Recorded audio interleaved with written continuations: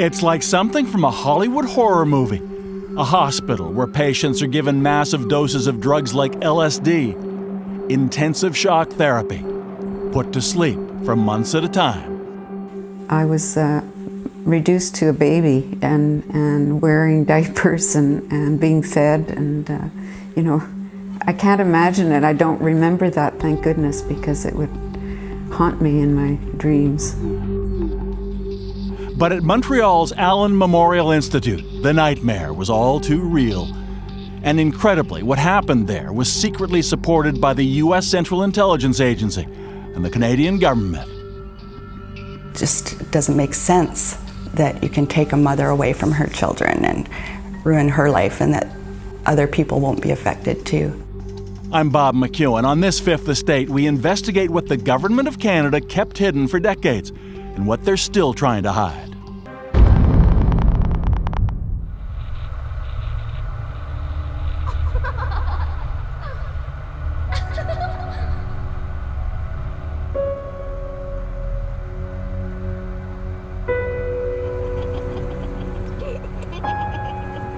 It was 1964, and 5-year-old Diane McIntosh couldn't wait when her father said they were going for a drive to visit her mother, who was in the hospital.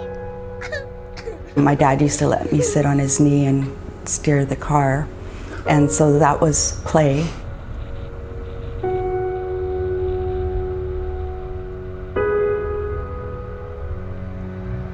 On each visit, their car would turn onto the long drive leading through the hospital grounds to the Allen Memorial Institute at McGill University in Montreal, a psychiatric facility with the best reputation in the country. More than half a century later, Diane still remembers what she saw then, as if it were yesterday. Because when they got to the hospital door, her enthusiasm turned to horror. When we got there, the place was just like a scene from One Flew Out of the Cuckoo's Nest. There were people banging their heads on the walls and droning, and my mother was sitting there completely drugged up. And even as a child, I knew that she wasn't right. What they didn't know at the time was that her mother, Hélène McIntosh, and hundreds of others like her were unwitting guinea pigs in brutal psychiatric experiments that took place at the Allen Institute under the code name MK Ultra. Massive drug regimens, enforced prolonged sleep, intensive electroshock, largely funded by the Canadian government and the American CIA.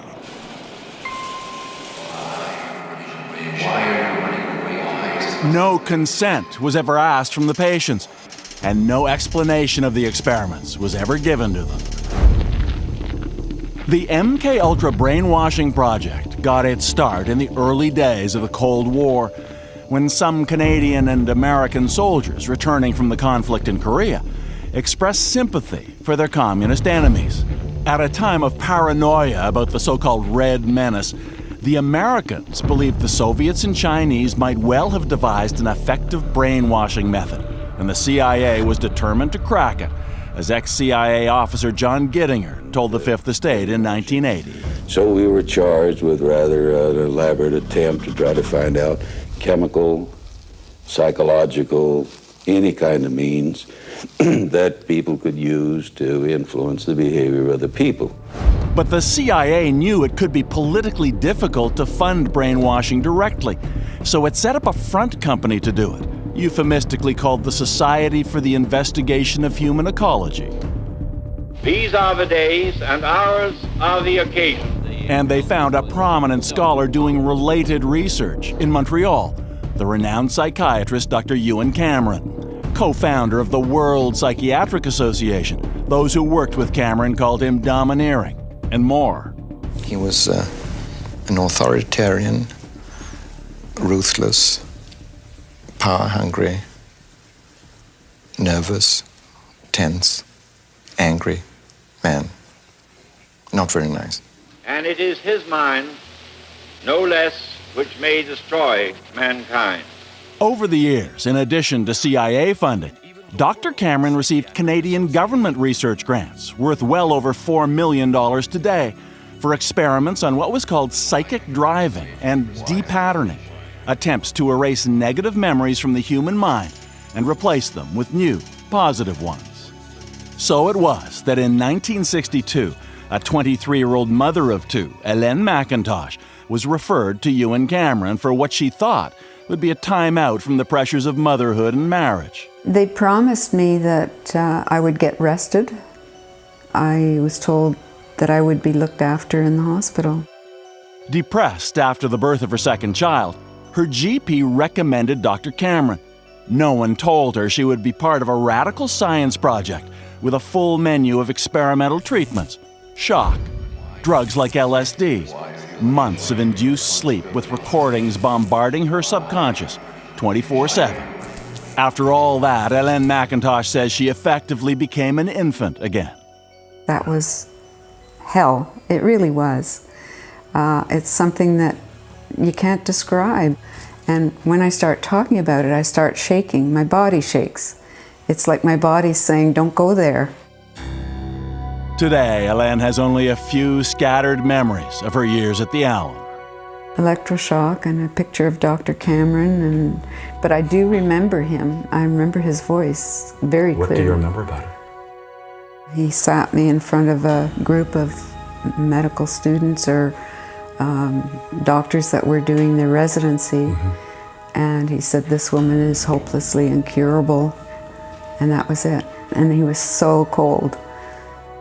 But through all of that, her young daughter Diane, raised by grandparents, lived for those special times when her mother got the chance to spend a few hours with her girls. I remember when she was able to come out for a visit, and she would be able to come over and tuck me in at my granny's place, and I would just lie there immobile after she left. And when Granny would come in to say goodnight, I'd say, "Don't touch the covers, don't touch the covers, don't change it," because Mom left it this way. And I'd try to sleep all night without moving the covers. In all, Hélène McIntosh spent 2 years at the Allen Institute, most of her memories erased like data on a hard drive.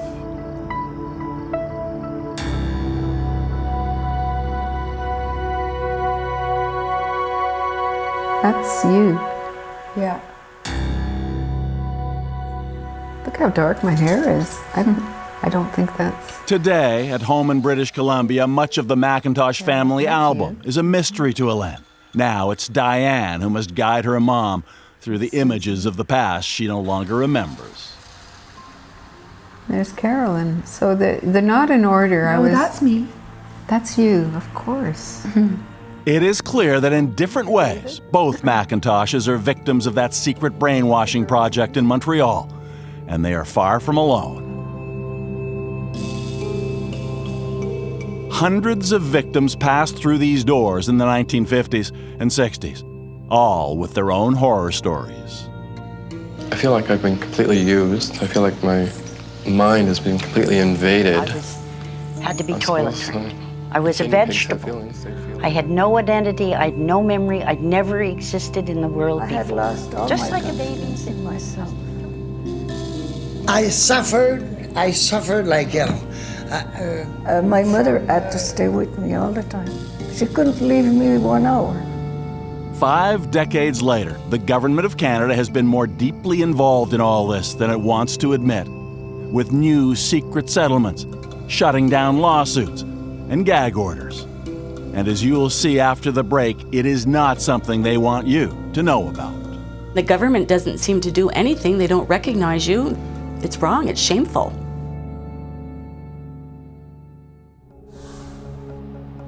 The story doesn't end here. Like the Fifth Estate's Facebook page so you can follow our investigations. We will post updates on stories and special video features that take you deep inside. From 1950 until the mid-60s, Montreal's respected psychiatric facility, the Allen Memorial Institute, was the site of secret brainwashing experiments, funded by the CIA under the codename MKUltra, with money from the Canadian government as well. The program would quietly be shut down in 1965. But the truth about what happened there would be protected for another decade and a half longer. Then, in 1980, we were among the first to tell Canadians about it. The Fifth Estate. I'm Adrienne Clarkson. Tonight we report on a secret CIA research project carried out in Montreal in which mental patients felt they were used as the CIA's guinea pigs. They kept you asleep for 23 days. And while I was asleep, they were shocking the heck out of me with electric shocks. And the Fifth Estate stayed on the story for years to come. From then to now, many of the key questions have remained the same. The Fifth Estate. So why was Ottawa so ambiguous when it came to helping some Canadian citizens get compensation from Washington for what they endured in a program that was inspired mostly by American Cold War fears? Well, the answer was simple. The Government of Canada was even more deeply involved in the Allen Memorial experiments than the Americans. Get away!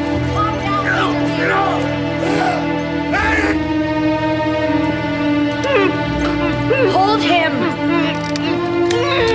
After word of the experiments at the Allen Memorial Institute came out, the CBC broadcast a drama entitled The Sleep Room about Dr. Ewan Cameron's mind control treatments.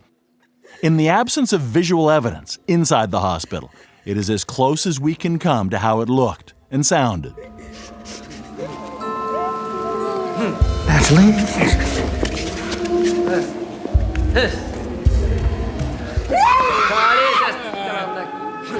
Driving doesn't work. Can you admit that now? You destroyed these people for nothing! You can't just walk away from this, Cameron! It'll come back and it'll ruin you! Many of them were just sitting there like zombies, and I have a headache. I don't remember anything. Gina Blasbalg was 15 and in an orphanage when she was sent to the Allen. She got massive drug doses and was kept asleep for months. Fortunately, she never received electroshock therapy, which may explain why she remembers the real Dr. Cameron and his patients. How did those patients regard, or apparently regard, Dr. Cameron? Those patients were too far gone. The ones that were not too far gone were terrified of him. We were all terrified to see him around. We didn't want to be near him. I don't think that any patient ever wanted to be close to Dr. Cameron. When news of Cameron's experiments was revealed, 9 of the Canadian victims filed a lawsuit against the Central Intelligence Agency, alleging they had been unwittingly used in research that was medically improper, even illegal. Plaintiff Velma Orlico of Winnipeg didn't think they stood a chance. I've often, when I've been alone at home, thought, how can you fight the CIA? Who in heck do you think you are? How can you fight the CIA? But eventually, in the late 80s, David got a concession from Goliath. The CIA settled with the Canadian patients for about $90,000 apiece. A moral victory, at least. And a few years after that, in the 90s, the Government of Canada announced its own compensation plan. But only for the most seriously injured victims, those who survived the experiments in a childlike state. The government also insisted it had no legal or moral obligation to do it. To many, that system seemed designed not to distribute compensation, but to discourage it. In the end, only 80 of the patients subjected to the brutal psychiatric experiments were approved for federal compensation. Another 250 were denied. And who knows how many more never even knew the compensation program existed. So when the application deadline came and went, and it was too late to apply, the government's secret brainwashing program simply faded into the past. Or did it? The government deadline expired 23 years ago, and the majority of survivors had already passed away. When a few weeks back, CBC News reporter Elizabeth Thompson was poring over government financial records. Buried deep within those 2017 public accounts was an item about a mysterious payment linked to those brainwashing experiments years ago. It talked about, compensation for someone who had been depatterned at the Allen Memorial Institute. Name withheld, it said. No other information about the victim was available. But with some digging, Elizabeth Thompson would learn the Trudeau government had prevented the victim's family from ever discussing the settlement. Thompson discovered the name withheld was that of Alison Steele. She's the daughter of Jean Steele, who arrived at the Allen Institute in 1957 with a severe case of postpartum depression. Today, Alison Steele still can't discuss the settlement, but she can talk about her mother. She says she effectively was raised without a mom after Jean became a Cameron patient, and the years of drugs, sleep therapy, and electroshock. It's erasing your memory. I mean, how dare they do that to a human being? How dare they do that to a human being? According to Alison, the result was that when Jean eventually returned home, behind her lovely smile, she was intellectually and emotionally absent, her marriage and family relationships irretrievably broken. Alison's family had been trying to get compensation and failing for decades. In 1993, Alison's father's application was officially denied in writing after the government wouldn't give him the hospital records he needed to prove his wife had been medically tortured.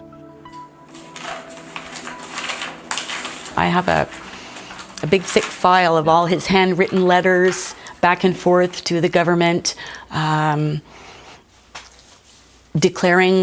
stating all of the treatments that, all of the things that had happened to her, but we didn't have the main file.